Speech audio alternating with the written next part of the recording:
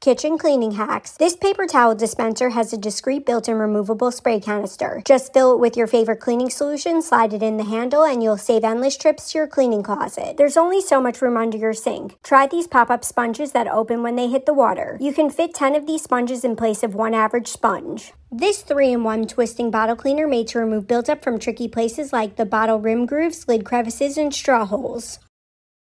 Amazon must-haves. This is the ultimate cuddly nook for your phone, tablet, or Kindle. It twists vertically or horizontally and has a built-in center snacking station, so you can curl up, lounge, and read, scroll, or watch shows.